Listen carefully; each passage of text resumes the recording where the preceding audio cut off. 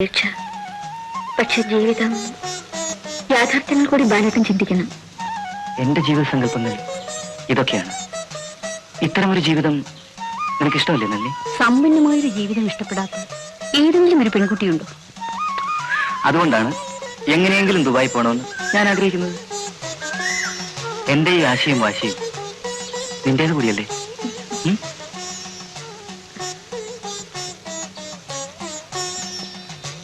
ബാലേട്ടനാണ് എന്റെ എല്ലാം. ആ സ്ഥാനത്തേക്ക് മറ്റൊരാൾ വരില്ല, വരെ ഞാൻ സമ്മതിക്കില്ല. എനിക്ക് ആ വാക്ക് മാത്രം മതി.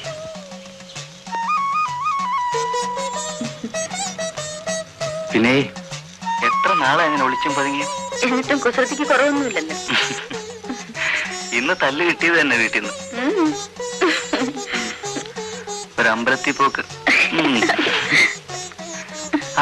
വീടല്ലേ?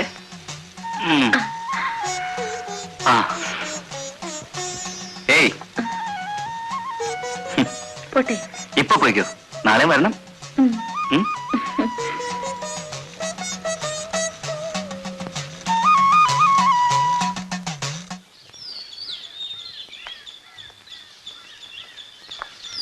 നളിനി,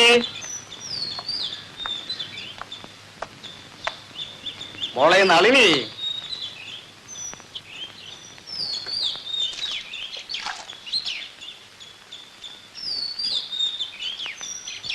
എടി നളിനി.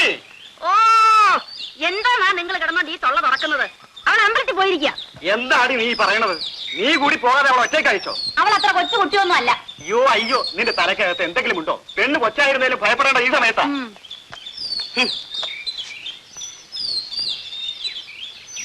പേര നിറഞ്ഞു നിൽക്കുന്ന ഒരു പെണ്ണ് അമ്മമാരെ തീ തിന്നുന്ന സമയമാ. പെങ്ങണ മോന് മാത്രമല്ലേ മോളെ കെട്ടിച്ചു കൊടുക്കൂ.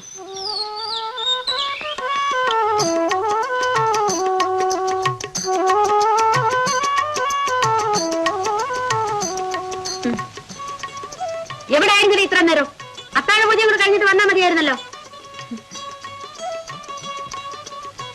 ഒന്നുകിൽ ഏതിനൊരു അവസാനം വേണം, അല്ലെങ്കിൽ ഒരു തുടക്കം. അവന്റെ കാര്യത്തിൽ രണ്ടുമില്ലല്ലോ.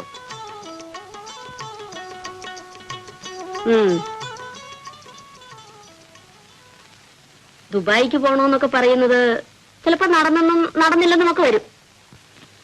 ഈ പരിതസ്ഥിതി കല്യാണം അങ്ങ് നടത്തിയിട്ട് ദുബായിക്ക് പോണോന്നോ പോണ്ടെന്നോ അവര് തീരുമാനിക്കട്ടെ.